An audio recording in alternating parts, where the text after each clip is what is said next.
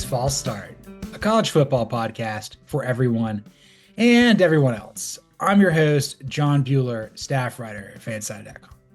I'm joined today by a man who's probably been to Denver, I think has been to Dallas, and has definitely been to Orlando. A man whose team did not get Juan Soto last night, but life goes on. Yeah. Cody Williams, content director, fanside.com. I'm so glad you're not Steve Cohen. How are you?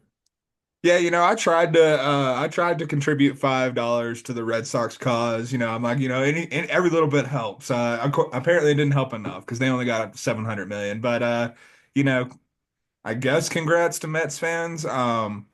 Still a little bit of a top heavy lineup in my opinion, but hey, it's not a baseball podcast, it's a college football podcast. How you doing, man? Doing pretty good knowing that there's another guy in the division who's never going to win a World Series on a 12-year contract. Oh, Except he's put, 15 year brother. 15. I'll probably be dead by then at that point, so who cares? I saw a tweet this morning that basically said like Juan Soto's best teammate by the time that he gets done with his contract is probably like about to graduate elementary school this year. Is Juan Soto's best teammate able to wipe his ass now? It's TBD. We don't know just yet. His best teammate's gonna be like some guy that doesn't have any recollection of 2020. So like they're gonna have to watch videos about this. Hey, as a Red Sox fan, I was hopeful for Juan Soto. You got to dream every now and then as a baseball fan. Didn't really think that they were going to have a chance to outbid the Mets. I will say, I do feel validated. I've downplayed the Yankees throughout this entire thing. And yes, they were in it till the very end. But Soto chose the Mets because they have a better future than the Yankees. The Yankees don't have a future. Judge is 33. Stanton is 35. Cole's 34. Like, it's an old team and your future's terrible. You have one of the worst farm systems in baseball. And like, I saw a Yankees fan tweet, well, it's your turn, buddy, talking about Jason Dominguez. And then someone replied to that and said, they've been talking about this dude since Corona meant beer. God, that's good. I bet Juan Soto's like, you know what I want to do? I want to grow a filthy neck beard. I want to look like one of the guys from ZZ Top, and I'm sure he's never heard a ZZ Top song in his life, but that's neither here nor there, and this is false start. Well, he's gonna come out looking like Brian Wilson circa like 2015. Yeah, dude, he's going to like Home Depot, getting the bear spray paint, just going to town. Yes, exactly. Just like John Favreau and Tim McGraw going to town on Vince Vaughn and Four Christmases. Yeah, I watched that movie a couple days ago, and I basically we'll talk about that here a little bit when it comes to the Scatterboos, but that's a vibe. And also his It's name's a Orlando. it's a big vibe. His name's Orlando McVee. Orlando, man. Do you think Lando Calrissian is short for Orlando Calrissian?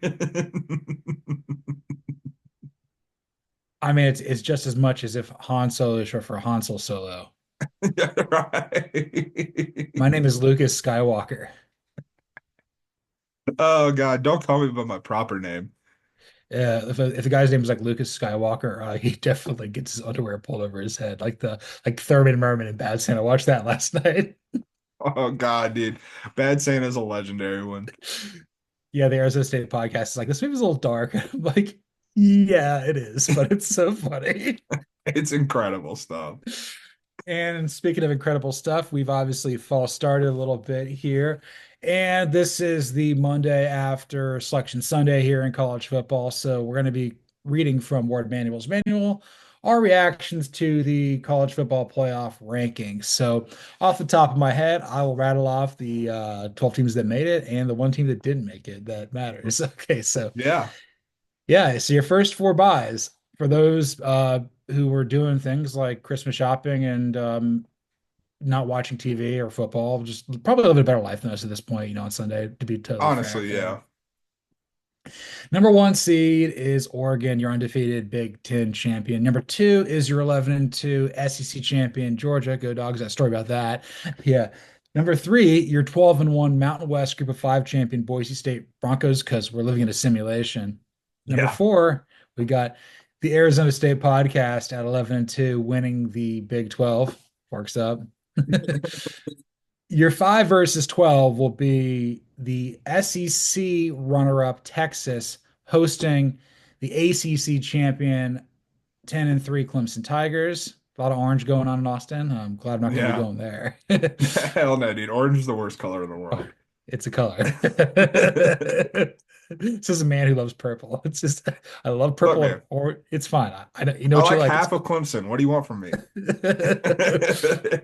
I like a little bit less than that. Anyway, so let's go down to your 6-11. That would be the Penn State Nittany Lions, your Big Ten runner-up at 11-2, hosting the ACC runner-up 11-2 SMU Mustangs. Yes, the ponies Hmm. made it in. Shocking. Yeah. Blew your mind. Blew my mind. Let's blow your mind more with this 7-10 matchup here. The Notre Dame Irish are 11-1 going down to 7. I have some thoughts about that. And they are hosting a team they never play in state in the 11-1 Indiana Hoosiers. That game is going to be that's the first game of the playoff, and that's the one that has probably my most intrigue of the first four. And Mhm. then, actually, then again, never mind. The one that has the most intrigues your 8-9 with Ohio Yeah. State at 10-2, getting the home field advantage over 10-2 Tennessee, where I have some thoughts at in as well. Alabama did not make it in. Let's just say Jalen Milroe was shaking his head at the door at Damani Jackson's place when they found out. Hey, man, look, Jed Milrose probably just thinking about when he needs to give his agent a call because he's about to go to the NFL draft because there ain't no chance in hell he's playing the ReliaQuest Bowl or whatever they're playing in. Nah, dude, he's gonna be like a first round pick. It's like him and Cam Ward and Shador, and that's probably it. Throwing up your hands after that. Who the hell knows after that? Maybe Connor Wegman. Maybe he thinks he's a first round pick and he's not even going to start like for like Rice next year. Incredible stuff. But yeah, so I think the big thing was I know you probably saw this. Our colleague Alicia De Artola Castillo shared with us Brett McMurphy of the Action Network broke broke the barrier and found out that SMU was going to get in over Alabama about 10 to Yeah. 15 minutes before it was revealed. That's the first time in 11 years that has happened. I don't know if SMU is going to win a playoff game, but I'm happier to see them in than Alabama. I am too. And, I was very cynical on Saturday night. And I said throughout the entire program, flying solo like a cup, that I didn't agree with everything I was saying. I just thought it was what was going to happen. I'm way too much of a cynic with how college football works. My hope in humanity got restored a little bit on Sunday, man. Like, it's nice to see, like, I think, like I said, I don't know if I mentioned this on Saturday, but I wrote it multiple times yesterday in the fallout. The committee was in a lose-lose situation. I don't envy the position the committee was in because the argument that you're hearing for Alabama right now is the strength of schedule argument, and it's fully valid. But if you're the committee, you're either devaluing strength of schedule or you're devaluing conference championship games, and you have to choose which one do you want to devalue in this moment more, because that's kind of like whether or not that's fair. That was the position they were going to be put in, and that was the position that was going to be pushed back upon no matter which team you chose, excuse me.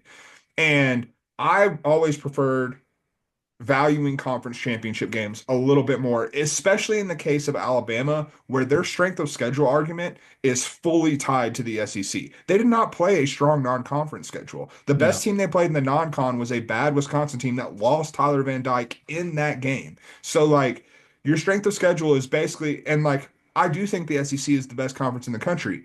But SEC bias reaches a certain point where I'm like, okay, come on, you're just really filleting yourself at this point. And that's kind of where I felt like we were getting with Alabama, especially with the losses to two middling teams in that conference.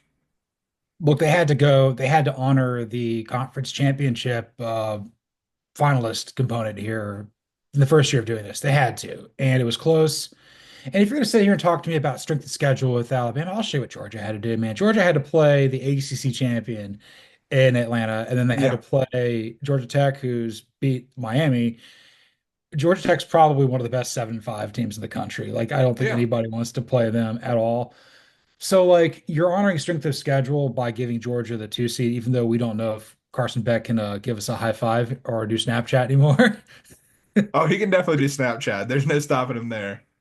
That is just the most like Jacksonville thing I've ever seen. 100%, man. It's an SEC epidemic, honestly, because some Ryan Williams Snapchats were going viral last night, so it's just wild out there.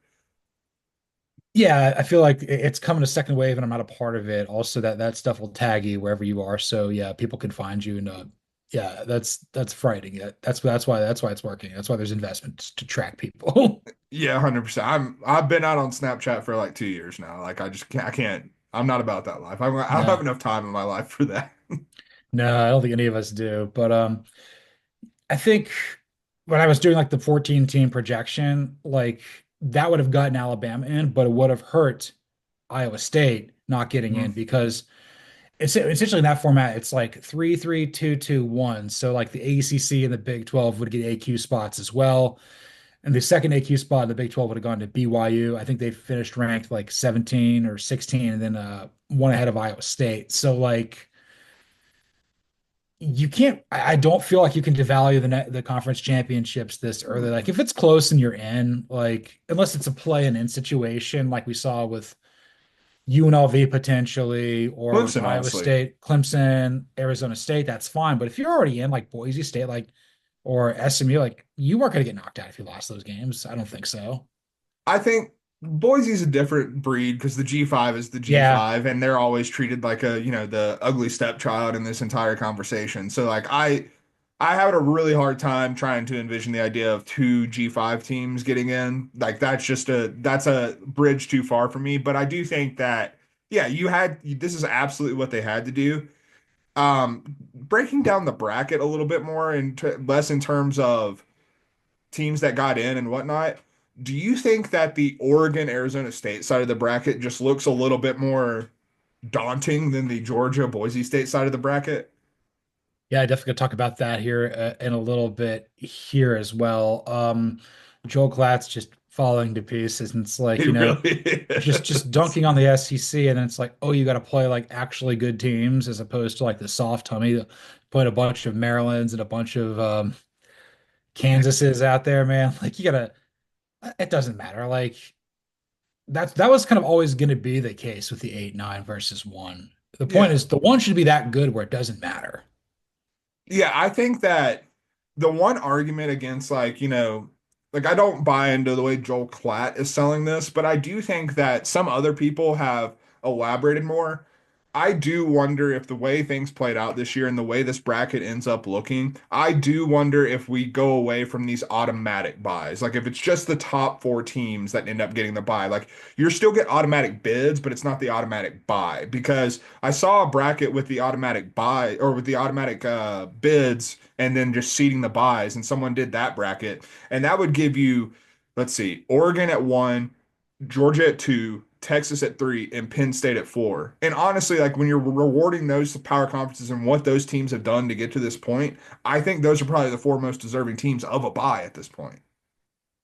Yeah, potentially. I feel like they'll get to that at some point. I think what they're trying to do is everything to give the ACC and the Big 12 and essentially the Group of Five an opportunity to win a national championship. I think in time that could happen, but like this is a way to kind of like expedite that. Plus, like the Big Ten and the SEC, you're supposedly so battle tested. Like you can be Road Warriors win 4 games in a row. It's just, 100%. you did win your league. But I totally understand what you're saying that like Texas and Penn State are being punished, whereas like Boise State and Arizona State are being elevated. Maybe Arizona State could be. I think that's a little more fair than Yeah, Boise because I feel like I don't think anybody wants to play Arizona State. I'd probably attest that Arizona State's probably playing the best football of anybody right now. 100%. And like, I don't, I don't know if they get to this point, but there's the potential at least for a semifinal matchup between Oregon and Arizona State. If chalk played out to that point, we got that 1-4 matchup in the semifinal. Oregon's run defense doesn't look very good. What Penn State did to them was not great. And as I said on Saturday night, and as we're going to talk about later, tackling Cam Skattebo for 60 minutes is not a fun proposition, and not something that's very easy to do, as he's proven the entire season. So, like, I don't know, man, that could get tricky there. I will say on that side of the bracket, though, the like Tennessee and Texas, like they can tackle Cam Skattebo, and so can Georgia. And that's Mhm. probably about it. Yeah, 100%. Like it's going to be interesting. Like I do think one of my takeaways looking at the playoff is this could blow up in my face in a very real, very big way. But I am like formulating the idea that I think dudes might matter more than anything in this college football playoff because to win 4 games, to win 3 games, whatever you need to do, wherever your position is to get there, you're gonna have to have someone that elevates you and or like elevates themselves and their teams to the big moment and just takes over a game single-handedly. And looking around at the dudes, like here in just a bit, we're gonna rank the national championship contenders now that the field is set. And the dudes really played into a lot of what I'm trying to look at when I'm doing that. Absolutely. I totally agree there. But right now, I got to ask you a question. Cody, Uh-oh. do Haas or do Haas? Did the college football playoff selection committee get it right? If not, where did they mess up the most? I'm gonna go do Host with one S, and I think you're probably on the other side of that. But I am gonna go do Host one S because I obviously it starts with SMU in over Alabama. I think that was the right call. I thought it was the right call on Saturday night. And I'm pleasantly surprised that I was proven wrong because I thought SMU was going to get screwed. So starting there, they got it right. Then I think the gripes that I've heard, if we're just bouncing this around, okay, well, why is Clemson the 12th seed? They were ranked 16th, I think, still. They didn't make a big move up. Yeah, you have 3 losses, man. And like one of those losses was a blowout loss to the SEC championship, but then or to the SEC champion, excuse me. And then you also lost a game to Louisville, and then you also lost a game to South Carolina. So like you got to keep them behind South Carolina, I feel like, because you have the exact same record, but the head-to-head loss, and they're obviously honoring head-to-head. So I don't have a gripe with Clemson being the 12th seed. Some people wanted them to get the bye because they are a power champion. I don't agree with that. Go down further, I think the 5 through 7 seed is kind of where a lot of people also like have some gripes. Some people thought Notre Dame should have been 5. I think you might be one of them. I think that Texas's resume is there's been a lot of people trying to downplay it because they don't have a top 25 win. And I understand that. That does help strengthen the resume. What Texas does have, 8 of their 11 wins were against bowl eligible teams, more than any team in the entire country to this point. So like it's not like they were playing cupcake after cupcake. They were playing teams that made a bowl game. They were playing consistently good teams. And in most of those games, they were blowing those teams out. They weren't just like walking through it. And like they basically, to me, when I look at Texas, like we've considered Indiana like pretty much a surefire lock even after the loss to Ohio State because of what they've done in all these other games. Their schedule has basically been the upgraded version of Indiana. You're playing better teams than Indiana because Indiana played a lot of teams that are not bowl eligible and beat the crap out of them. Texas did that against bowl eligible teams and they were still running through them. So like I think Texas's resume is being depressed a little bit and Penn State is kind of in the same boat. So I kind of like Penn State and Texas being ahead of Notre Dame because both of Penn State's losses and both of Texas's losses, obviously both to Georgia, are better than the Northern Illinois loss. So like you have your losses are better, but I also think you've had a tougher schedule to this point to get to this point. Okay, I'm gonna follow up with my thoughts. I'm gonna go do Haas 1S. They got the right 12 teams. Do Haas 2S is the seating's all messed up. And Okay. that's I'm sitting here and I'm like, there's just a few things. I understand that the committee is essentially trying to avoid is trying to delay rematches as far Yeah. along as possible. I think the only one that could potentially happen from the regular season outside of meeting for the national championship in Atlanta is I think Oregon could meet Ohio State in the Yeah. Rose Bowl is essentially where that is because they're obviously trying to do everything in their power and not make sure that like, okay, Georgia was not going to play Tennessee in the first round. We're not going to have Ohio State play Indiana in the first round. My gripes are, I think you could maybe, I think you could maybe make Clemson 11 over SMU. I think that's totally That's fair. justifiable. You beat them head to head. Who cares? I also think that, again, I would have probably had Notre Dame ahead of Texas and Penn State. I think that the fact that Penn State and Texas played very well in their conference championships probably elevates that. They're not punished too bad for the point or for the 13th data point there. Yeah. Again, the biggest issue I have is Ohio State getting the home game over Tennessee. I think that matters significantly because like look, they're 10-2, and I'm the only person in the world who thinks this. I'm like, you lost to Michigan at home by a 20-point favorite by 3. You couldn't score 2 offensive touchdowns. Tennessee played with its food in the first quarter and then beat the brakes off of Tennessee and off of Vanderbilt, Nashville. I think I feel that like the Big Ten got every break that it needed in this, and the SEC didn't, and this would have been a way to possibly rectify that. Where if you flip those two. Yeah, I think if I had a gripe, it would probably be that. But honestly, I don't particularly think I do understand that home field advantage between Neyland and the shoe. That's different because like those are both two tough environments, and one team's gonna have to go on the road. So I understand the significance of it. At the end of the day, though, I feel like you can make this argument no matter which way they seeded it. And like I guess that's where I come down because I think those two teams are very similar in terms of their resume. You have one high quality win, and then you have a bunch of other wins that are good, not great, and you both have a bad loss on your resume. Like Michigan and Arkansas are kind of congruent in terms of their losses. Like it's two teams that have high caliber athletes, but not enough of them to really compete at the top of those of the Power Two and the SEC and the Big Ten. So like I think those two teams are very similar in terms of what their resume looks like. And it's basically like, okay, do you want to give the Big Ten another home game? Because at to this point, like if when you're getting down, like when you go through the first seven seeds, the SEC and the Big Ten, each of them have a bye, and then each of them have a home game. And so you're splitting hairs between the two. And I guess this is where the cynicism that I was using with SMU Alabama really came in. It's good. Like Tennessee is not a small brand by any stretch of the imagination. They're also not the same brand that Ohio State is. And so getting a home game to Ohio State is probably more valuable to the college football playoff than it should be. Now, I'm not, again, my cynicism doesn't mean it's something I believe is necessarily right, but like I can justify it. And especially with these two teams whose resumes I think are pretty similar. I mean, I think that's fair. I mean, like Ohio State's a big brand, and also I think it's setting up a an opportunity for what would be a Ross Bjork to fire Ryan Day before he even walks off the field like he's Brett Bielema. Yeah, I mean, I saw someone say it was an Ohio State fan who, judging by the tone of this one tweet, is ready for Ryan Day to go. Basically said, "All right, Ryan Day, you have to beat Tennessee, Oregon, Texas, and Georgia to save your job. Good luck, buddy." I don't think that's true. I think you just have to be Tennessee. I think that's all he has to do. I don't know, man. If you go and you lose to Oregon again after playing them to one point, and this time you get it on a neutral site, like I think that might be enough for like I think there is a belief in the Ohio State fan base right now that if Ryan Day does not win a national championship, he's cooked. And like I don't necessarily agree with that. I think that might be a little rash, but like that judging by some of the Ohio State fans I've seen, that might be the sentiment. Maybe you wonder why West Virginia hasn't made a hire yet, because they would hire Hmm. him immediately.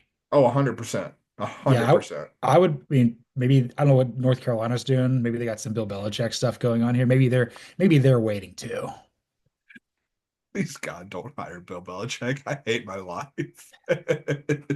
I mean, we interviewed him and we hired a guy who can't beat anybody who's halfway decent as a head coach and Raheem Morris, and we've lost four in a row. And this is false start, and I hate the Atlanta Falcons.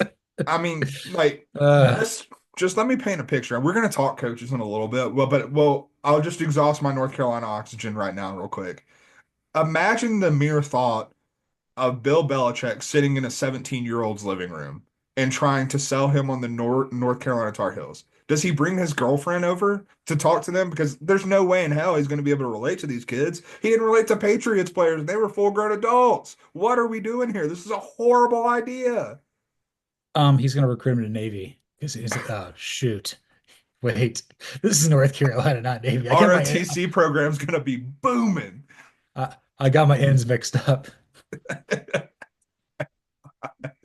So I think we agree the field's the right 12 teams. The seeding's, splitting hairs a little bit, but yeah, we're really excited for what's going to be happening here with the playoffs. You kidding me? Yes. That was Moving on to nice. this That was a topic. good This one, is gonna, man. yeah, man. I've got about one good transition a week or an episode, and that might be it. If I get two, then you're welcome, starters. You're cooking, baby. You're cooking. Yeah, picked up a few starters over the week, so we're at 27 right now. So we're gonna join the 27 club, and please don't die.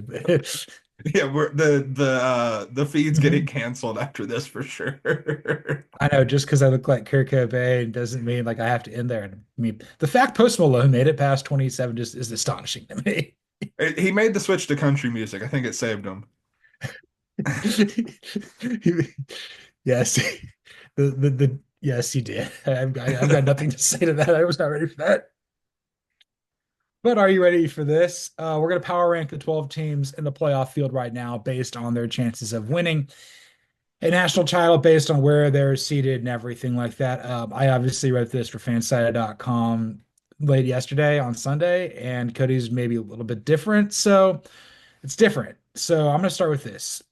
12, Boise State can't win a national title. They don't have the dudes. They're very comfortably at 12. I don't care. They're the three seed. Doesn't matter. Yeah, I have Boise State at 12 as well. Look, they have a dude, and that's the only dude they got, honestly. Like, I think honestly, I do think Madsen has made a lot of strides this season. I think he's a lot better quarterback, and I think Boise is going to be in an interesting position moving forward in a post Ashton Jeanty world. Like, I think if Maddox Matson continues his development, there's a chance that Boise State's fighting for this G5 spot in the playoff again next year because he has started to come on as of late. But when you get in the building, when you get in the arena with the heavy hitters that you're going to see in Boise State, like if you're Boise State, like even if we're just talking about SMU, who could be their quarterfinal matchup, SMU has more dudes. Like they just have the ability to dominate them physically in a way that they haven't really seen outside of the Oregon game, which in that Oregon game, like I feel like people are using that data point a lot. And to be clear, it should be to Boise State's credit that they play Oregon as close as they did. But I also think that Oregon is a much different team now than they were at that point. 100%. And I also think that like even though Spencer Danielson may be an up and coming head coach, he's still in his mid 30s. He's at his alma mater. And unless Dirk Cutter has like some offensive wizardry like he had in the NFL for a long time, like they're not going to be able to make up the difference going up Yeah. against, the likes of whatever James Franklin and his staff, or Steve Sarkisian and his staff, or Dan Lanning and his staff, or Kirby Smart and his staff. They're going to be at a disadvantage pretty much every step of the way. I think they probably have the weakest staff. And that even includes Dirk Cutter, who's really good. No, like it's not even the weakest staff. It's most unproven, I think, is probably the better way to say that. Like it's just we haven't seen it from them, especially at this level, quite frankly. And like if we're just being honest about it, this Boise team has gotten worse throughout much of the season. They were impressive in the Mountain West Championship game, no doubt about it. They dominated UNLV. They got up and they just sat on them, and it was quite impressive to see them be able to pull that off, especially with what this defense has looked like at times this year. But when you get like, I think it really comes down to the fact, okay, I don't think like I'm not going to dismiss the chance that Boise State could pull one out of their ass and win a game. Like that's absolutely possible. But I just don't think you can pull the rabbit out of the hat three times if you're Boise State. Yeah, you could beat Penn State or SMU if you play them, but then you'd have to go and essentially beat like Georgia or Georgia Notre Dame, or like Indiana. honestly. Like, Yeah, yeah, yeah, that's too much. So yeah, they would basically be out by the semis no matter what, yeah. even if they have a bye to the quarterfinals. So who do you have at 11? At 11, I have SMU, and kind of similar reasons. I don't disagree that they could beat Penn State. Like I have Penn State much higher than SMU on this because I do think Penn State is like the rightful favorite in that matchup. But like, there's a world where they could beat Penn State. There's a world where they could beat Boise State if they were to win that game. But you get them up against a Georgia, a Notre Dame. I have a real hard time seeing that happen. And the other thing that really pushed SMU down further for me,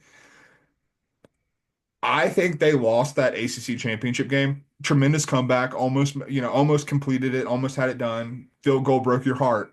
But for the first quarter and a half, almost the first half of that game, SMU looked like the moment was too big for them.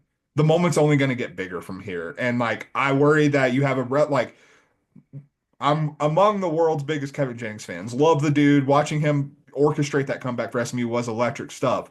But at the end of the day, he is still a redshirt sophomore with very little experience. And like, I think this SMU team is going to be in a great position moving forward with all the pieces that they have. But I do think that they're going to get into these moments and it's just going to be a little bit too big for them if the ACC championship was already looking like that. I've got SMU at 10. So like Okay. they're right there as well. Kevin Jennings is young. Brett Lash is a really strong head coach. I think SMU is not going to be afraid of going to Happy Valley because like when they play in the American, they play all over the place. They play in like different environments. Like they go play in like Annapolis, they go play in Philadelphia, they go play in Tulsa, New Orleans, Yeah. Memphis, wherever. Like there's no Orlando, Tampa, it doesn't matter. Like they Greenville, North Carolina. Yeah, you can go Yeah, to that's right, baby. so like them playing like on the road in Penn State's not going to be as daunting as it may be for other teams. You have to also remember that like they were a group of five team a year ago. Yeah. So maybe they have a definite ceiling, I think their side of the bracket there potentially like you just beat if you beat Penn State and you could beat Boise State, maybe you can convince yourself. But like at this point, they haven't beaten anybody of that level to this point yet. So that's why I've got them at 10. At 11, I have Clemson for similar reasons. They have more dudes than SMU. They just beat SMU, but they haven't beaten anybody who's really good this year, and they're on the more difficult side of the bracket. They'd have to beat Texas, then they'd have to beat Oregon, and then they'd have to beat like wait, they have to beat Texas, they'd have to beat Arizona Arizona State. State and Oregon, and then Georgia. And I don't see that happening. I mean, I think that's probably fair. I have Clemson at 9. So like I'm like much like when we did this exercise last week, I think 9 through 12 are kind of lumped together for me. Like I have them in their own tier where I don't really see it, but I'm gonna pick like you mentioned it. Clemson has the dudes. And like, do I trust a lot of these dudes? No, I don't, quite frankly. But like they do have a caliber of athlete that I don't think these other teams can necessarily match up with. At 10, I have Arizona State. And this is not like the reason I have Arizona State at 10 is Cam Skattebo. It's because he's a dude. That's why Arizona State's frankly not 12, but I'm looking at their quarterfinal matchup between it's either against Texas or against Clemson. And both of those defenses are going to be by far the best defense that Arizona State has seen to this point. Like, I think that the Big 12 and the just mashed togetherness of the Big 12 of it all, I think is going to hurt Arizona State in this playoff. But like, I can't rule out Cam Skattebo enough to like force them down to the bottom. But like, I'm really worried that they're just going to get boat raced in the quarterfinals because they can't find the same offensive success. I have Arizona State at 8, and I have like I said, I had SMU at 10. I have Indiana at 9. I think Okay. Indiana, I think can win multiple playoff games. I think they can definitely beat Notre Dame in South Yeah. Bend. I don't like they've been disrespected by the Irish forever. They're the flagship school in state, but Notre Dame just is different. Weather's not going to be a factor. They can score points. I kind of think they might actually upset Notre Dame. Quite Yeah. honestly, they could score a lot of points. Georgia may be limited offensively in New Orleans versus, but then again, Carson Beck may be healthy. They may develop an offense that suits Gunnar Stockton more. So maybe you could get Georgia. And then at that point, like maybe you could get Boise State, Penn State, SMU, but then it's going to come down to like, can you beat Texas or Oregon for a national championship? Yeah. Maybe like a 2% chance of doing that. I think winning four in a row hurts them, and that's why I've got them at 9 and Arizona State at 8 because Arizona State could essentially like I think Indiana and Arizona State could win two playoff games. Yeah. I just don't think that they can win three or four like they would need to. No, and I have Indiana at 8, literally for the path that you just laid out. Like, I do worry about them when they get to that national championship spot, but like, all things considered, things broke pretty well for Indiana to potentially make a run. Like, I think Notre Dame is good. I don't think Notre Dame is great. I think there is a clear delineation between good and great when it comes to Notre Dame. And we saw against USC, like that defense is not invulnerable. And I do think that Indiana's defense is far more like even in the Ohio State loss, we saw that defense is far more capable than like I think they got credit for because there's 38 points on the scoreboard, the final scoreboard for Ohio State. A, you have the dickhead Ryan Day touchdown at the end. B, you have the punt return touchdown, and then C, you have the muffed, the punter fumbling the snap and giving Ohio State a 7-yard field. So like that's 21 points right there. In terms of like full drives allowed, that defense only allowed 17 points in that game. Still wouldn't have been enough to win the game, but that's still all you allowed. And so like I do think that that defense is good enough that when you put them up against Notre Dame, they could potentially cause them some problems. If you put them up against a Gunnar Stockton led offense, like Gunnar Stockton, he's a gamer, but he also didn't look like a world beater when he was out there for No. Georgia. So like I do think that Georgia is vulnerable because of that. And we'll get updates on Carson Beck as we go through this, and we'll unpack them for sure whenever they do happen. But like I do think that if it is Gunnar Stockton, because it does look like right now it does seem like that Beck injury might be pretty bad. I don't think it's a hand injury like Kirby Smart was trying to sell us, but things broke right for Indiana, and so Indiana's at 8 for me because of how things kind of opened up for them. Yeah, it really comes down to like if you can beat Georgia. I think Georgia will respect whoever they play. I think they're Oh gonna yeah. be, okay, we're playing essentially Tennessee, so we're ready for whatever this is gonna be, and that'll be okay. But if you can get past Georgia and New Orleans, you've got a shot. So at seven, I've got Tennessee. That's who I've got at seven. Okay. I've got this is probably going to come back to bite me in a very big way. I've got Ohio State at 7. I don't think Ohio State can do it, man. Um, No, Ryan Day is 0-3 versus SEC teams in the postseason. He has struggled in big games generally, but particularly against the SEC. Ohio State's a 7.5 point favorite opening line in this game. I don't trust it, man. I'm probably going to pick Tennessee to win this game. Like, I worry that they can win their first round game. The reason they're at 7 and not lower, quite frankly, is my respect for the talent level of this roster. But I still have doubts about Will Howard. I have a lot of doubts about this coaching staff beyond Jim Knowles, who I do think is a terrific defensive coordinator. But I have enough questions about this team that when I'm looking at their first two matchups, potentially being Tennessee and Oregon, I do not have a whole lot of faith that they're going to be able to make that run. it's gonna be Tennessee, Oregon, and then like Arizona State or, Like, or Texas. yeah, Yeah, yeah. Like I don't see Ohio State being able to get out of its own way enough to be able to make that run. and then you'd have to beat someone like Georgia, Penn State, Notre Yeah. Dame, or Indiana for the national title. That's a tough spot. I've got Ohio State at five. So we're kind of right there. Tennessee, I think, can beat Ohio State. I'm actually kind of leaning that direction. Yeah. My concern is I don't think Nico's ready for this. I mean, I entirely possible. I don't have Tennessee too high. the other big thing, Tennessee has the dudes. Tim Banks is a hell of a defensive coordinator. I figure he probably should be up for one of these major jobs. Maybe Yeah. not. We'll see. Maybe he's your next head coach. Hey, wouldn't hate it. Would not hate No, it. no. But I have my apprehensions about Josh Heupel's offensive scheme. I think going up against some of the better minds in this game, like Dan Lanning and Kirby Smart, they know what this is. And I had a feeling that like Tom Allen would be able to shut it down Yeah. potentially.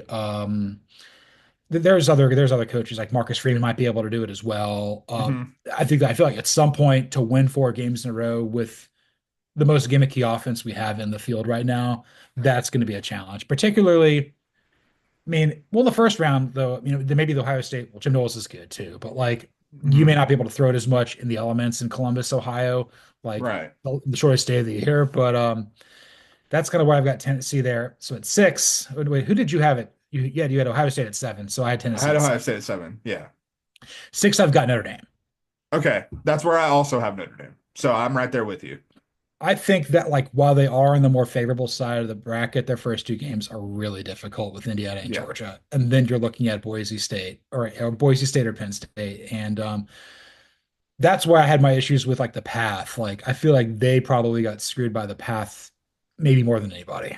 Jordan Conference. I don't know. Maybe that's what you should do. But You know hey, what? uh, Join an effing conference. Just figure it out.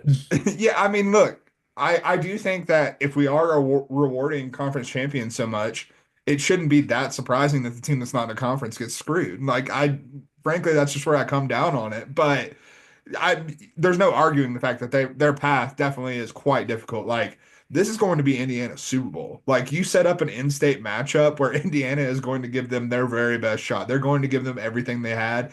I would I really hope that Kurt Signetti like pregame speech gets leaked like Kirby's always seemed to do because I think it's going to be fiery. But I do think this Notre Dame team, again, like I said earlier, they're very good. They're not great. Like Riley Leonard's still very limited as a passer. They can run the ball multifacetedly and very well. But I also think that this defense, like when you think about Indiana, one of the things that Ohio State was able to do to shut them down offensively, beyond getting pressure on Curtis Rourke, which Notre Dame is probably still going to be able to do, but they also had Ohio State also has dudes on the outside that can cover Indiana's receivers. Without Benjamin Morrison, that Notre Dame secondary is not the same thing. We saw USC really be able to take advantage of that. So like I think Notre Dame has enough weaknesses that I'm able to see with a pretty one-dimensional offense and then some weaknesses in the secondary that it's really, really hard for me to get there to where they're going to be able to win 4 games against the highest level of competition to win a national championship.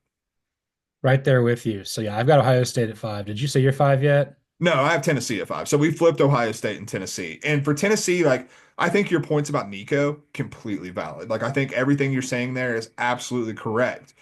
But when I'm when I'm going down this path, I think that A, you have Ohio State and big game Ryan Day, which I don't trust in that spot at all. I think they can absolutely win that game, even in the elements, because you talk about the elements. This Tennessee team and what they've done well this season is actually kind of built for the elements. Like you have a strong defense and you have Dylan Sampson leading the way on offense with the run game. That's Big Ten football, dude. Like, I think that's like a way to go into a Big Ten team's house in the elements and be able to handle that. And if you get past that, I already mentioned that Oregon's run defense is the thing that has me worried the most about the Ducks. Well, Dylan Sampson's pretty damn good, and I think you might have a hard time stopping him in that game. So, like, if you get that rolling, I think there's a world where you get enough confidence going for Nico to where when he gets the moment he is called upon against a Texas or against an Arizona State and like they need more of him to be able to do it, I think if you get like confidence is a hell of a drug, man. And like when you get that confidence going, like if you win two playoff games, I think that could be enough to like get Nico in a spot to where he only needs to go on a 2 game run where he has to be the guy. Yeah, like I would say like the 7 to 5 range, like with what I had there, I'm like, I think they could win a national championship. Yeah, It has to break perfectly for them. So that's kind of why I feel Tennessee, Notre Dame, and Ohio State in some order, that's kind of where they're at. I think the top four, we have the same top four. I think these are four teams that could probably win a national title. 100%. So who do you have it for? Number four, I have Texas. Okay. I feel that like the path's harder. They got to play Hmm. a tough Clemson team, which they could get upset. I'm not counting on that. I think that's within the realm of possibility. Then you'd have to play Arizona State here back in Atlanta in a House of Horrors. If you play like that versus Arizona State, you're going to lose to them. Yeah. And then at that point, you've got, you got Oregon, then you got Georgia back in Atlanta again. Path is really challenging. I will say the one reason why I think they could do it besides their defense is they have another bullet in the chamber in Arch Manning. At some Mhm. point, Sark is going to have to play Arch because Quinn Ewers has become a liability against higher end defenses. And In the red zone in particularly. Like yeah, I think that's that like Arch Manning needs to be the red zone weapon with the threat that his legs provide. Like I think that could really open things up because obviously Quinn's not a threat with his legs. He never has been. That's never been part of his game. But it does feel like Sark's playbook when before you get inside the 20, that offense looks different than inside the 20. And I think it's because the playbook shrinks so much because I don't know if he's still hurt. I don't know what it is, but Quinn Ewers does not look like the same player we saw at the beginning of last season, quite frankly. He just looks like it basically every play I see Texas run in the red zone is either a run play or him throwing like a fade ball to the corner of the end zone. There's nothing like him trying to zip it over the middle of the field. And like you throw Arch Manning in there and those things open up a little bit more. so yeah, like I think that they could do it. I think the path's more challenging here. I think if they were on the other side of the bracket, they could be as high as one or two. I feel like it's just they have a tough draw right now, and they're going to be one less week healed here Yeah. going into that. But like again, I'm gonna take them to beat Clemson. But like at the next point, we'll Yeah. see what happens versus Arizona State. But a team that's a little more well rested, like doubly more. So that's a challenge. But so who do you have it for? So at 4, I have Penn State. And honestly, this is kind of an emo hedge for me because I wanted to put Penn State higher based on what I saw in the Big Ten championship game. I'm just terrified of James Franklin pulling the rug out from under me and like making me look like an idiot from buying in too hard. And so like I'm a little afraid of that. So that's why I have Penn State at 4. But look, man, what they showed in that Oregon game, like I said on Saturday night, is that team put up 37 points on an Oregon defense that is among the better defenses in the country. Like the offense looks like what we were hoping Andy Kotelnicki's effect would have on this offense. Like it was everything and more. Now the defense let us down, but we also know that that's not the best defensive performance that we're going to see from Penn State. So like if we were to get the defense and the offense to match up in that way, this team is absolutely dangerous. They're depressed at 4 to me. They have a nice path. Like I really like Penn State's path through this as well. But what worries me is still the James Franklin of it all, and I can't quite get past that. I have Penn State at two because of their path, and the reason I don't have them one is the James Franklin of it all. Drew Aller's Drew Aller's better than JJ McCarthy. Hmm. What I saw him do in the Big Ten championship is JJ McCarthy just that's the idea. That's what the Vikings believe he can do. I mean, I know I'm like the most Mhm. anti-Vikings person of all time at this point, but I'm just saying, like, It's because they sabotage your team with Kirk Cousins. Don't lie. and they haven't been to a Super Bowl since '76 because of us, and this is false start. True. But I'd feel like with Penn State, there's the paths in their favor.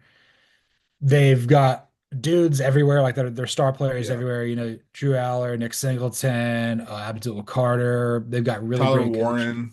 Tyler Warren, like they've got pieces across the board where I think they can match up with everything. I feel like they're maybe a little more cohesive than Ohio State, which I don't think they're going to be in their head as much. Obviously, James Franklin's just is going to screw it up in the end, but like paths in their favor, and they've got the star players. So yes, yeah, I'm gonna go with. You got anything else for that? I'm gonna go three now. No, go ahead. Three, I've got Oregon. I think their path hurts them a lot, Okay. and that's if they had there's two things that I have concerns about Oregon winning a national title, and they could. They're the betting favorite. I would not be shocked, and Yeah. I have them playing for a national championship right now, like I did at the start of the year. Obviously, you can deduct who I haven't won, but that doesn't matter here or there. But like there's two things with Oregon that I have concerns with. One, they're the only team that hasn't lost yet. Everybody else has. Everybody else can like use that as a momentum thing. There's a chance that they could be kind of sleepwalking into the bye a little bit. Hmm. And if you play like that versus Texas or Arizona State, again, Arizona State was a conference foe. There's a lot of working intel. I'm sure Kenny D hates Oregon, so like Yeah. that might be in their favor, or might be against them. And then I hate to say it, Dylan Gabriel's small. If Dylan Gabriel's going up against an SEC pass rush, that could be a problem. No, 100%. So I have Oregon at two. I have Texas at three. And I'm not going to elaborate too much on Texas just because like I think I already made my thoughts pretty clear. Like I think like I know that their defense is elite and I think their defense can match up with any team in the playoff and I think they can slow down any team in the playoff. Like the SEC championship game looked like a Big Ten championship game because of the caliber of those two defenses that were on the field. So like 22-19, not exactly what we're used to seeing out of the SEC championship game. But I think Quinn Ewers is good enough to put this Texas offense into good positions. And I think if Sark makes that move to start using Arch Manning more in the red zone, it's going to open everything up for this Texas offense. And like the fact that he has 2 weeks to prepare for the playoff leads me to believe that someone who tinkers as much as Steve Sarkisian does, he's going to have this packages ready. But with Oregon at two, I understand the path, and I share the same concerns with Dylan Gabriel. Frankly, when we got to like 7 through 1, I had a really hard time with this exercise, dude. It's really difficult because, like I said on Saturday night, I don't trust any of these teams. I don't trust a damn one of them based on various things. And so, like, I'm looking at path and I'm looking at just high end talent level. I think that one of the things with Oregon, and yes, this is very contingent upon what Dylan Gabriel looks like against SEC pass rushers and any good pass rush that they come up against, but Oregon has enough weapons that I don't think there are many defenses, even in the SEC, that can cover everything Oregon can throw at them. I think that's one of the things that got to Penn State is like, when you go back to the Ohio State Oregon game, Evan Stewart had a monster game against Oregon, like or against Ohio State, like one of his best games of the season. And he's kind of been quiet throughout much of the season, but when the time came, they turned to Evan Stewart. Evan Stewart didn't register a single catch in the Big Ten championship game because Penn State had their best corner shadowing him. So what did they do? They just force fed Tez Johnson throughout the entire game, and he smoked Penn State throughout that entire game. So like it's one of those things where Oregon's basically going to be able to present a problem for every defense where it's like, how do you want us to beat you? Because how you line up and cover us is how we're going to beat you. It feels like Tez Johnson's going to be play for this brother in the Broncos. There's no question. 100%, dude. I mean, dude, he's unbelievably good. I will say, embrace a little more contact, brother. Dude's falling down and ducking out of bounds every single play. Like, come on, man. Just embrace the physicality. He's not very big. He's kind of like Devontae Smith out there a little bit. He's got such a tremendous nose for the football, but at the same time, he's like, I maybe weigh a buck 80, and like I'm gonna get smoked. Look, man, I'm not saying take a big hit every single time. I'm just saying like get an extra yard here and there. You know? It's changed under Dan Lanning, but that was the reputation for Oregon forever, even Yeah, up to under Mike Bellotti, kind of soft. Like so, you yeah. got to be, and that leaves us with Georgia at one, which is Mhm. I'm not trying to be biased about this, like I believe it mean, or I not, had like Georgia at one too. So like, and yeah, yeah. I do not have any affiliation. So I understand the Carson Beck, Gunnar Stockton of it all. My thought is you're the two seed. You're on the easier side of the bracket. You have an extra week to get healthy. You're going to keep this incredibly close to the vest. You're not going to say a damn word unless you have to about Beck's status or about Stockton because you want to mess Mhm. with Kurt Signetti and Marcus Freeman's head. So Mhm. also you're going to New Orleans. Have the Hoosiers ever played there? No. And not that I know of. I know the Notre Dame has, and they lost to Georgia back in 1980 with Correct. Scott Warner and the guy who ran for Senate, but that's neither here nor there. And then after that, if you win in New Orleans, you're probably going to go to the Orange Bowl because I would feel that they would probably give the Cotton Bowl to the other side, like Texas. It's in Dallas. They would do it with the same thing with Oregon, Arizona State. So you go to the Orange Bowl, and then you're playing like what Penn State and a Mhm. potential Orange Bowl matchup that never happened. Again, I go down to it with the James Franklin of it all. Spencer Danielson's not going to be quite there.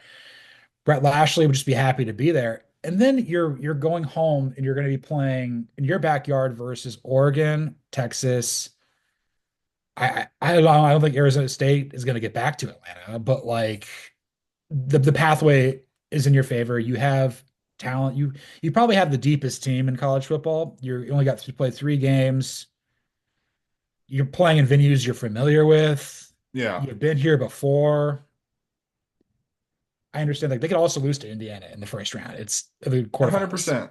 But that's why it's Georgia for me. I mean, yeah, step one is the path, like you just laid out. Like the path sets up beautifully for Georgia, sets up like if the Carson Beck injury isn't that serious, like if it's not like a torn UCL or something like that, like if it's something he can recover from, you have 3.5 weeks to be able to recover from it. So like you can just milk that and like you said, not give any intel. The other factor, if it is Gunnar Stockton, um, correct me if I'm wrong, Bueller. Did Georgia win 2 national championships with Stetson Bennett, or did they not win 2 national championships with Stetson Bennett? They sure did a dual threat quarterback who played in the big moment. The Exactly. And like I also think like frankly, it's this is a weird take, but it's one that I'm very much workshopping and all the way in on. I think Mike Bobo is a better offensive coordinator when he has someone like that, when he has someone with limitations. Like, yes. I think like that actually brings out Mike Bobo's strengths as a play caller, as a play designer. Like, I think that's when he thrives the most. When you have someone who is like as prototypically good as Carson Beck is with his talent, I think that's when Mike Bobo struggles. Like, I think that's the key difference. But when you have someone like Gunnar Stockton who can buy time, who can allow these receivers who have been the like probably the biggest source of problems for what Carson Beck has struggled with this season. Like he's expecting guys to be on time and they're not on time, or he's expecting Arian Smith to catch the ball and Arian Smith's like absolutely freaking not.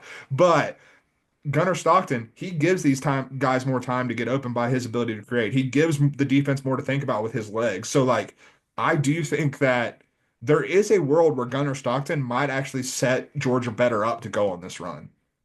Follow me on this. So Beck got recruited out of high school in 2019. I believe Georgia was going through a period of transition at OC. I believe it was James Coley, who's now back on the staff, the wide receivers coach. He was the OC, was not good. He replaced Jim Chaney, who didn't understand that he basically could have recruited Lad McConkey of Tennessee, just didn't figure that out.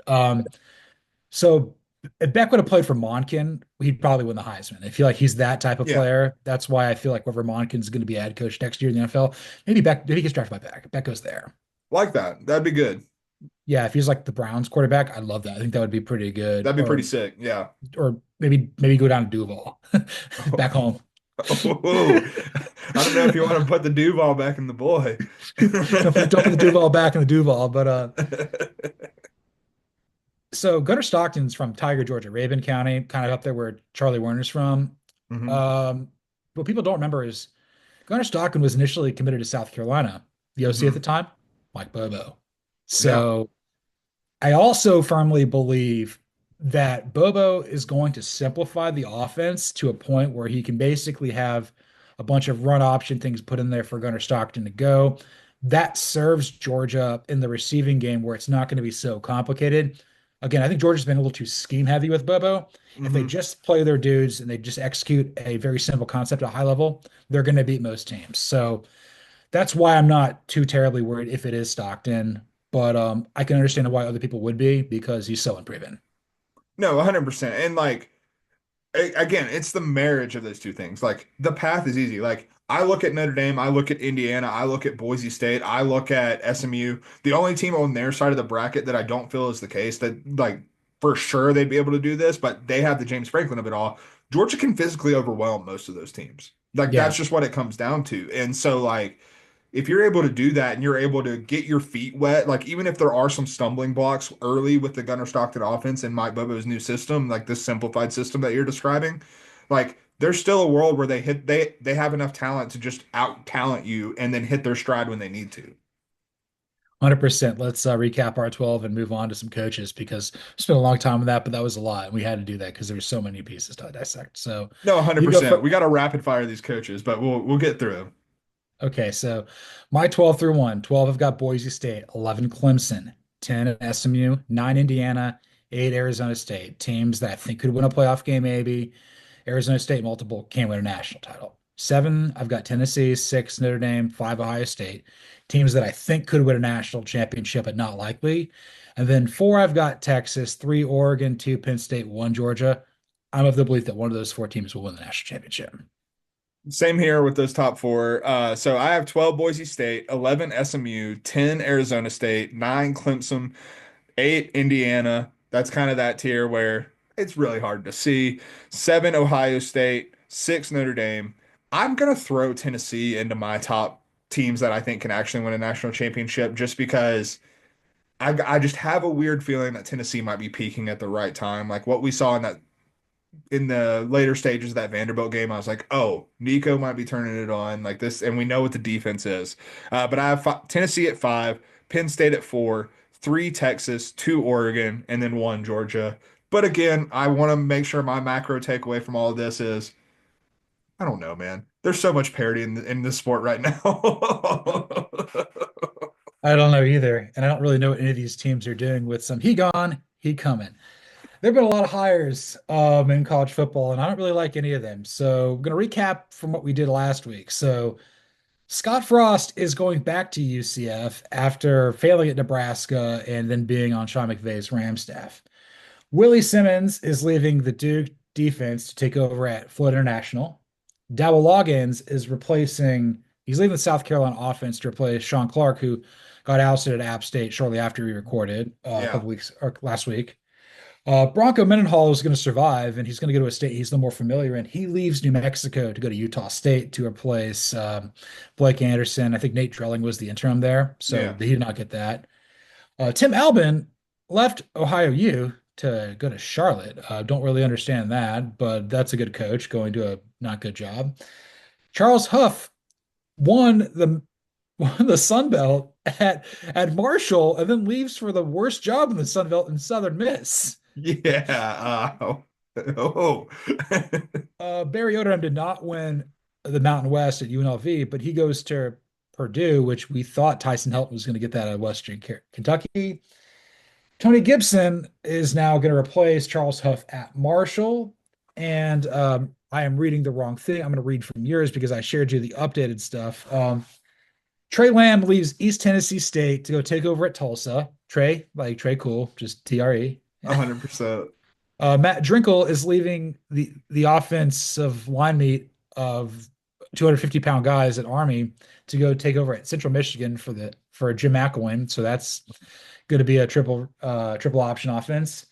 John Summerall and Kyle Whittingham are going to stay at Tulane and Utah, respectively. We got the memes from both Wolf of Wall Street and the Michael Jordan letter saying they're coming back. Also, Brian Harson is coming out of like coaching purgatory to be Justin Wilcox's OC at Cal. And I think that leaves us with 5 openings still: North Yep. Carolina, West Virginia, New Mexico, Sam Houston, and there may be one other one, but that's kind of where we're at right this instant. Yeah, so it seems like you're not a big fan of Tim Albin going to Charlotte. I will say I was surprised to see him leave Ohio, but some of the stuff I've heard people talk about, whether it's, Bud Elliott and guys at 24/7 or like guys on three, like Charlotte gets mentioned in a lot of conversations where it's like, if you find the right guy, this is a really high upside program. And you look at what Charlotte has done in terms of its like rise up the G5 ranks since they became an FBS program not too terribly long ago. This program has like really elevated itself despite not really having a whole lot of success on the field. You get a guy, Tim Albin, who's done nothing but win at Ohio. And I think that people look at Charlotte as kind of a sleeping G5 giant. And I think if that is actually the case, then Tim Albin's the right guy to get in there to potentially wake that up a little bit, especially as like things look a little bit more open at the G5 level than I think they ever have before. Like I think Charlotte has a real opportunity there. So like going out and making an aggressive hire like this and getting someone with the track record of Tim Albin, I think it's a really good move for Charlotte, even if I don't understand why Tim Albin necessarily did it. But maybe he buys into the upside of Charlotte. But I mean, you look at Charlotte. Charlotte's a talent-rich area. It's an area that's recruited well by Clemson, South Carolina, Georgia, North Carolina, all these big schools in the general vicinity. You're probably not going to compete in the realm for those guys, but you can get their scraps. And you know what those scraps are good enough to do if you develop them like they did at Ohio, like they did guys in Ohio? Basically the same thing you did with Cincinnati and Ohio State in the state of Ohio. You're able to compete at the high end G5 level. You're able to get guys who, have a bad time at Clemson and get them to transfer into your program. Like you have a lot of advantages at Charlotte, and I think Tim Albin's the guy who kind of has the blueprint from his time at Ohio to succeed there. Yeah, I was just like he was on I think he was like well, they gave him the interim there for a year to Mhm. replace Frank Solich, and then he was on that staff. I guess the money is just better in the American. I think that that's Yeah. probably what it comes down to. I will say though, like the two North Carolina schools in that state, between them and East Carolina, like one of them's probably going to be yeah, with Blake Harrell getting promoted from within, like Yeah. that could be a really good step up there. As far as what I like, again, I don't like really any of these. I like Bronco Mendenhall to Utah State. That's my favorite. Yeah. Yeah, I mean, the school survival is at its peak when it's in Utah. Like, I mean, that's just what it is. We saw the success that he had at BYU. And like Logan is not exactly a recruiting hotbed, but neither is Provo, quite frankly. And Bronco Mendenhall had a lot of success there. We've seen him be able to have a lot of success at a lot of places. I do think that he's going to be in a really good position where Devin Dampier, who was his quarterback, who made a lot of progressions and was really dangerous for New Mexico this past year, already in the transfer portal. I have a feeling it might be a do not contact in the transfer portal because he's already headed to Utah State with Bronco. Like I feel like that writing's on the wall. And I do have a really, I'm a little biased when it comes to guys bringing a young quarterback along with them. I think that really starts your new program off on the right foot. And so like I'm right there with you. I like that one as well. Yeah, it's the same thing with Jonathan Smith bringing Aiden Childs with him from Oregon State to Michigan State. They got the lumps out of the way. I think the Spartans are going to be. I'm not going to sound. They're not going to be as good as Indiana was this year, but like they're Yeah. going to probably win about 8 games next year. I think Michigan State's certainly trending up. Also, the fact with the Mountain West beyond Colorado State, like that conference sucked this year. So there's a bit of there's a soft tummy there they can take advantage of. 100%. Utah State was part of that sucking, to be very clear. So there is some work to be done. So I've got thoughts about maybe two of more of these. If you've got, okay, Dowell Loggins. I think this is the first time being a head coach there. I kind of like this one. He made South Carolina's offense Mhm. really good. He's got NFL coordinator chops there with I think the Bears as well. He's been the NFL coach. I don't know what was going on with Sean Clark there. I understand they had like the hurricane fallout and everything like that, but App's too good. Apps needs somebody Yeah. that like is gonna make a difference. And I'd be excited to be in Boone, cheer for this team. I think that one has the potential to work out quite well.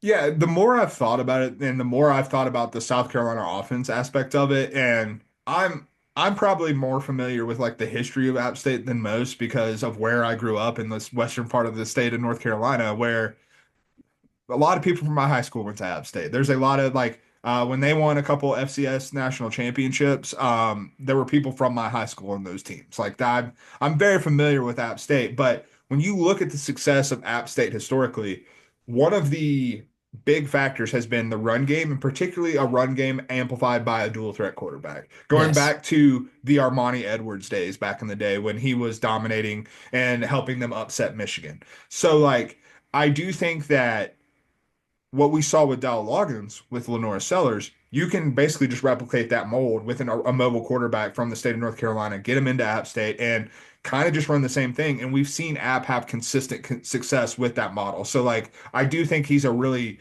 interesting fit. I do worry about the lack of experience, but I do think the experience at the P4 level.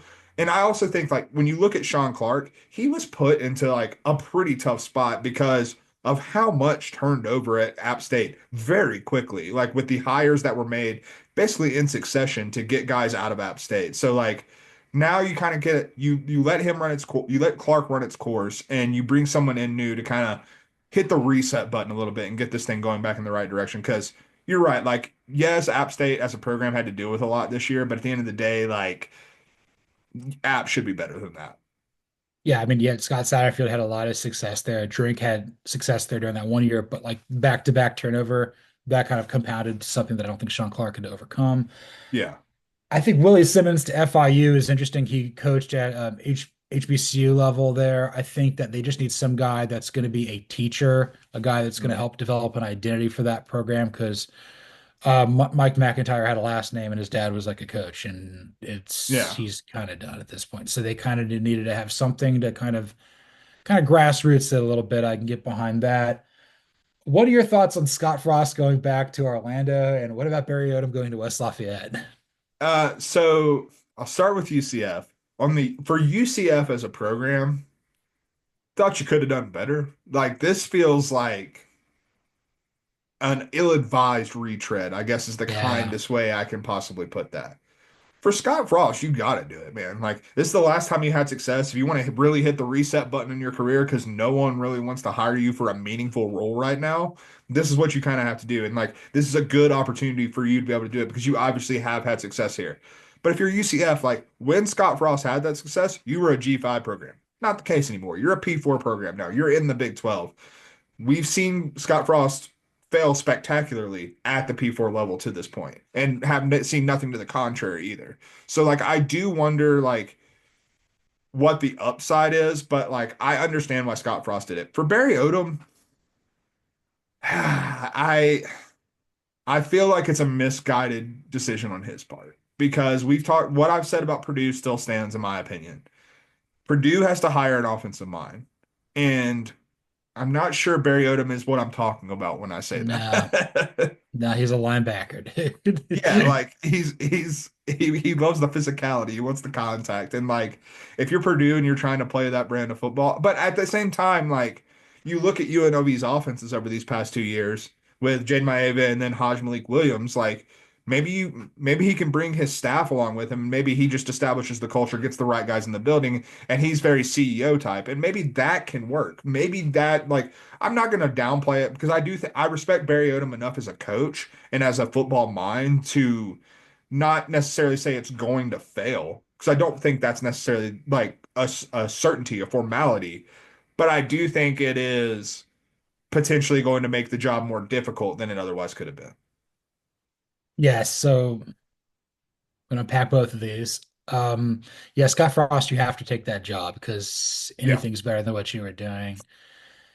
And with UCF, I feel like you could have done better. At the end of the day, I think John Summerall told UCF no. yeah, And probably. that's kind of what we've gotten here. And I don't think Barry Odom was really a candidate for that, which is why he took the Purdue job. I don't think he's really a candidate for West Virginia or North Carolina, which is Yeah. kind of odd because thought he'd have success potentially at both. Anytime we've had somebody, I mean, you probably have experiences with Mac Brown, but anytime a head coach has gone back to the same place that it was, you can have success. Mac Oh Brown did yeah. have success. Bobby Petrino did have success second time around at Louisville. Jeff Tedford did have success second time around there at Fresno State. Blanking on somebody else too who was in that ilk, but every time you end up having that, like it's not as much as it was before. It's like a roller coaster. Yeah, you'll still have a hill, but because of gravity and friction, like you Mhm. can't go higher than what you were before. Yeah. So like that, I feel like. I I don't think I think this could be a disaster with bringing Scott Frost back. With Barry Odom, I think if he brings his staff with him, I think it'll be better than what it was under Ryan Walters. Very, very low floor. I think they'll give him like 4 years because also Mike Babinski wanted to get somebody good because I feel Yeah. that like Matt Painter doing so good in the hardwood probably helped him out there. At the end of the day, I think Mike Babinski is like, I want a guy who's coached in the Power Four before, and that's why I think they gave it to Perry Odom over Tyson Elton. Yeah, and I think that's probably correct. I think whether that like again, like I come back to the idea of is that misguided? Because I don't know like if you're Purdue, you can't play it safe. Playing it No, safe is gonna end up like you played it safe with Ryan Walters. Like, oh, this is a respected P4 coordinator. Yes, he didn't have any like head coaching experience, but like that Illinois defense was tremendous. So like he had the pedigree to be able to do this job and he failed spectacularly. And like I just think that Purdue's the type of program you've got to take risks. 100%. So I'm looking through there, making sure everything's up to date. You may have to want to watch Pat McAfee later today because Bill Belichick's going to be on the program, so maybe he's going to be going to go to North Carolina. I will not be watching Pat McAfee because I'm going to deny that that's a thing and a reality that I have to live with for as long as possible. No, I'm just circling through everything else with all that. Also, Vanderbilt is playing Georgia Tech in the Birmingham Bowl. Thanks, Brett McMurphy. Honestly, that's a pretty dope matchup. I'm pretty excited for that one, actually. I want Diego Pavia or Hans King. They're going to be holding Vulcan's ass. It's going to be Yes, it's amazing. going to be incredible. Um, I don't know. This is the weirdest coaching hire. I don't really know a lot of these names here. Someone will be good.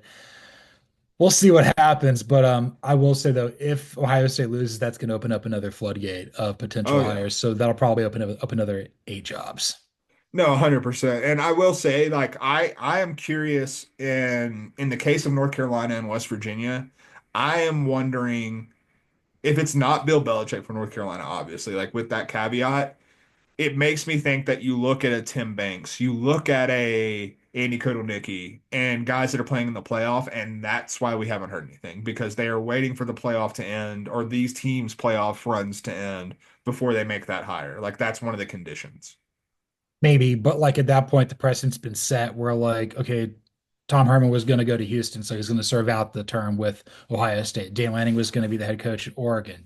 Fran Brown was going to be head coach at Syracuse. We've seen that happen a handful of times. I think the only one that like somebody bailed was Lane Kiffin because he was becoming toxic going to He's Lane Florida Kiffin, Atlantic. man. What do you want He's, from him? he's a legend, yeah. But we'll figure this out. I think we've got 5 jobs open now: West Virginia, North Carolina, New Mexico, Ohio U, and Sam UNLV. Houston. And Sam Sam Houston Houston's correct. six. Six, Yes. yeah. Also with Barry Odom, like when he went over to UNLV, like they weren't horrible. Like Marcus Arroyo was kind of turning it Yeah. around and they got the rug pulled out from him. And look at him doing great things calling plays for the next guy we're gonna talk about here. That's Yes, right. we are gonna put Cam Skattebo in the slot, because he just beef meated all over Iowa State here, dude. That guy, that guy definitely wears tap out jersey, tap out Oh, shirts a exclusively. 100%. And like he probably cuts the sleeves off of them too. Like there's no question about it. He's the type of guy that for sure is he would join Blake Bortles in the plight of what are you doing if you're not playing football? Probably working construction, ripping cigs. Like that's his entire vibe.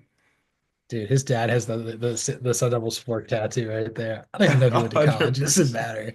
But Cam Skattebo, like, we haven't done the slot as much as we wanted to this year, just because it has to present itself. We're talking about a Yeah. guy.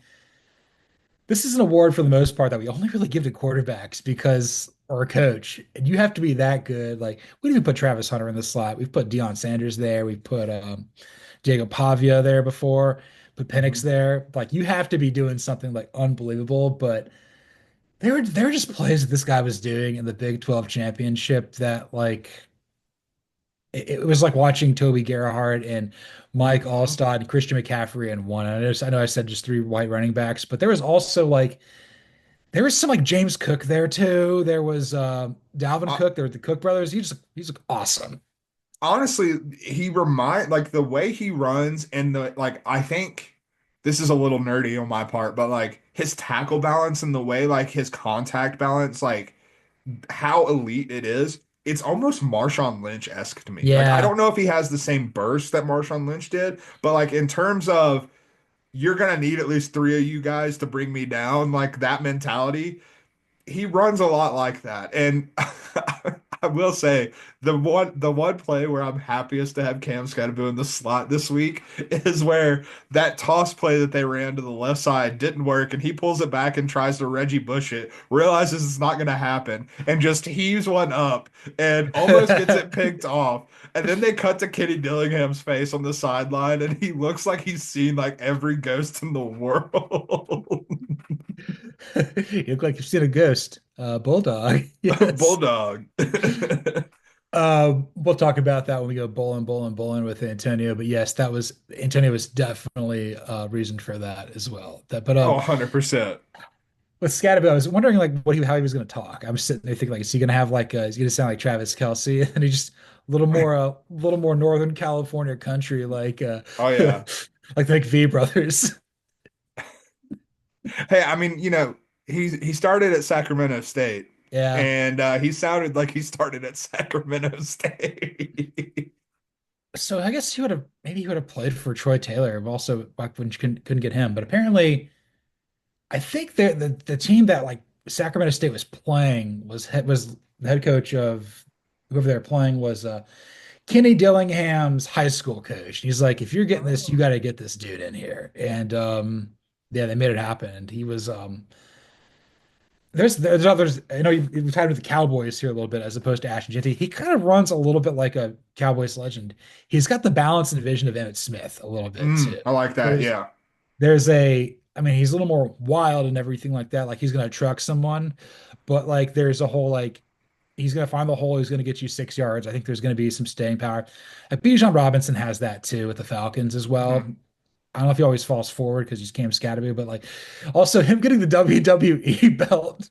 The most fitting thing, like the most fitting way that that trophy could have been handed out possible. Like, just, dude, like, if football doesn't work out, we know where he's going next.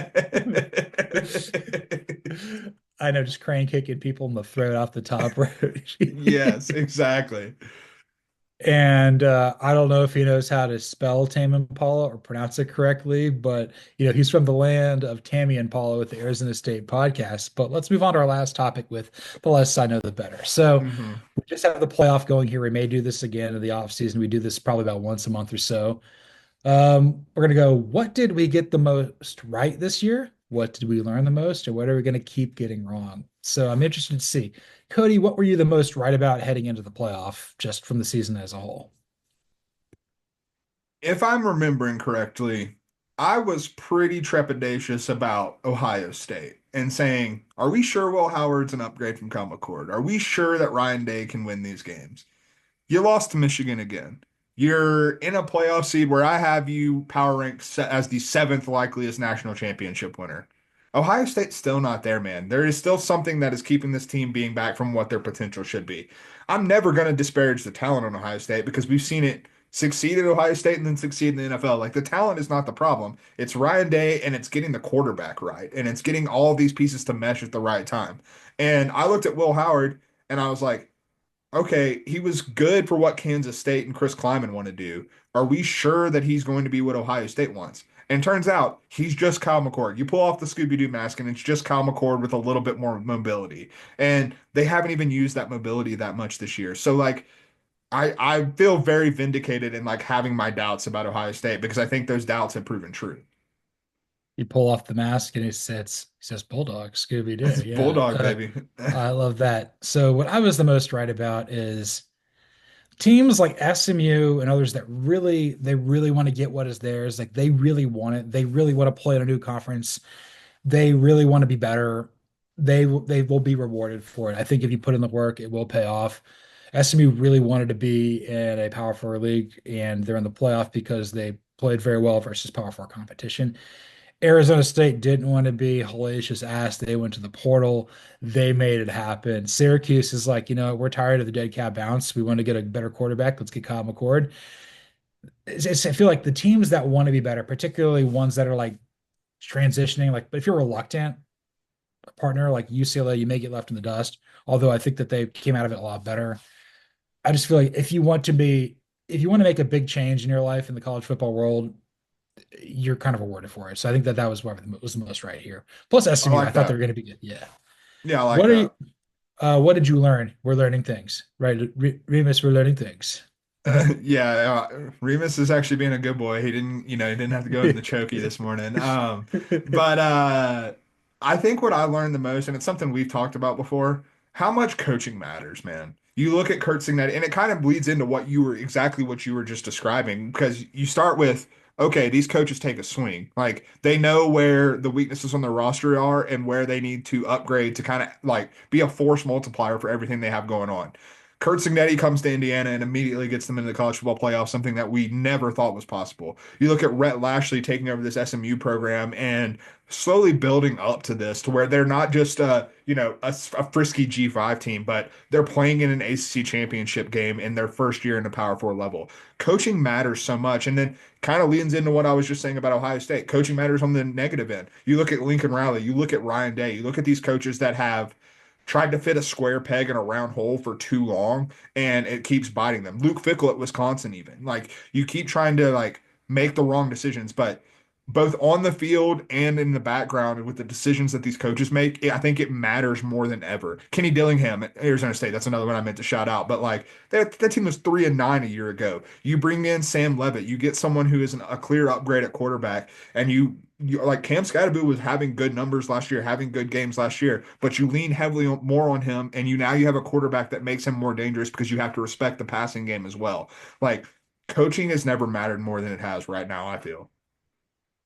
100%. I learned that lesson earlier this season. We learned things this year. That was the biggest takeaway. Mine is, I think when we get down to the 12-team playoff, you go into the conference championship week, there's really only 16 to 18 teams that can make it in. Yeah. And then once we get to down to the final day, the numbers may be 14. Like Yeah. we're not we think, oh, there's going to be more people, more opportunities there. But once you get there, like there'll be like somebody who's like winner in with your conference championship. There's teams that we think are good that we think are going to be in the mix, like a South Carolina, Ole Miss, and Miami, but in reality, they're not because like Yeah. so many teams. I think this year we had like 9 teams that were pretty much locks before we even got here, Yeah.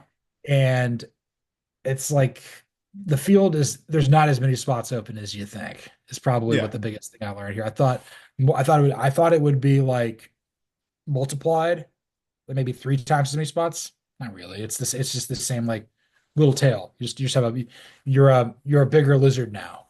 That's all it is. You're just a bigger loser. I love it. And we're gonna keep getting wrong. I'm gonna keep getting wrong. Blindly trusting Quinn Ewers. I just can't help myself, man. I really can't. Like, I do think that he does look like he's either injured or one of these injuries that he's suffered, whether it was the collarbone, whether it was the oblique, has taken some of his physical gifts away. But I've seen him make too many big plays. I've seen him play well in enough big games that I'm gonna keep believing in the kid. He's probably not going to be at Texas. I don't think he's going to be in the NFL next year. I think he probably transfers and plays one more year of college football in a different spot, because I think a change of scenery might do him some good at this point, quite frankly. Like I think there might be a little scar tissue at this point at Texas, but wherever he goes, I'm gonna be high on that team. I can assure you, because I can't quit Quinn. He might be high, and this is false start. But yeah, I was sitting there thinking about that. I'm like, I hope we weren't going to say the same thing. But I'm going to keep crossing off teams and putting teams in the playoff long before we should. Yeah.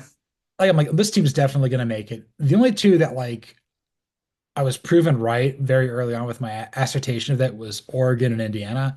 Yeah. Oregon, like they weren't officially until they beat Washington. Indiana just needed to beat Purdue, and the math was like not quite all the way there. So I'm like, oh yeah, Ole Miss is definitely going to make it. I'm looking back at some of our previous episodes. I'm like, oh, is the winner of LSU Texas A&M going to be? I'm like, nah, neither of them are even ranked. Nah. Like it's like, but that makes it more enjoyable here, though. I didn't want to put down like the Heisman and everything like that. I probably got gripes with how that's going to turn out, but that's just me.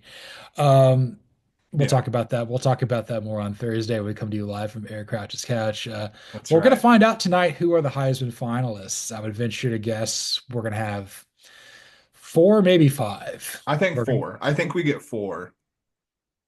okay, we'll have Travis Hunter, we'll have Ashton Genty, we'll have Dylan Gabriel. And the fourth is either going to be Cam Ward or Cam Skattebo, probably.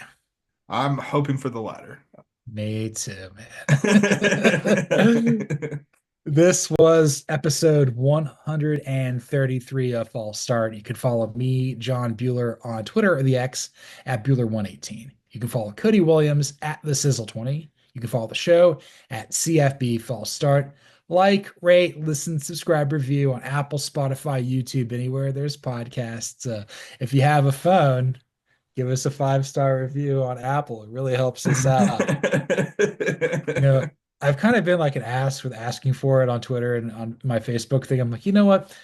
Celebrate this and give us a 5-star review. I'm just being funny. I'm not trying to be a jerk, but like this helps grow the show. We've Yeah. gotten really good downloads and engagement on the podcast as well. Obviously, you can watch us on YouTube, but maybe not while you're driving. Yeah. Um, Bad ideas. Don't do no, that. no, you can do both when you poop, I guess, but either way, it's all good.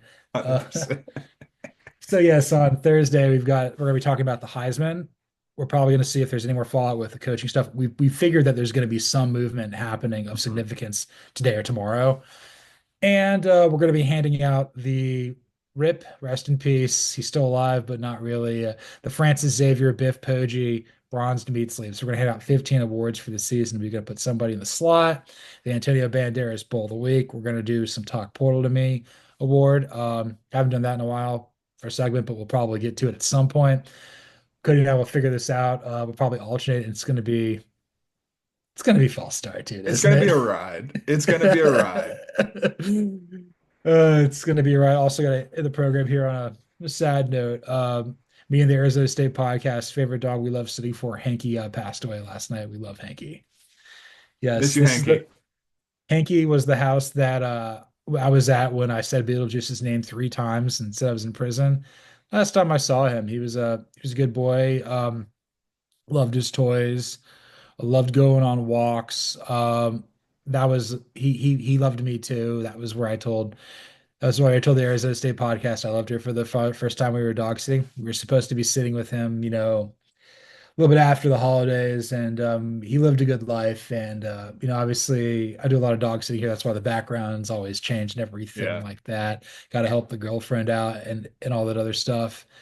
But like you learn to like these, not learn to like this. You learn to love these animals. Mhm. You allow yourself to grow. I don't have any pets right now. One day we will. My dad has a German Shepherd named Benji. My sister and brother-in-law have a pit bull pitty named Izzy, and she's a lot. She's alive. Gonna be sitting for her there too. But yeah, it's just tough because Hanky was just a great dog, and rest in peace, Hank Mossman. We're never gonna forget you. Miss you, Hankey. Um, but yeah, I don't know how to end the show on a more positive note here, but I'm gonna try. But so yeah, you've been to Dallas and Denver, right? I've not been to Dallas, actually, unfortunately. I've been there. It's just like a worse version of Atlanta. Sick. Can't wait. This podcast isn't the Atlanta you have at home, and this is false start.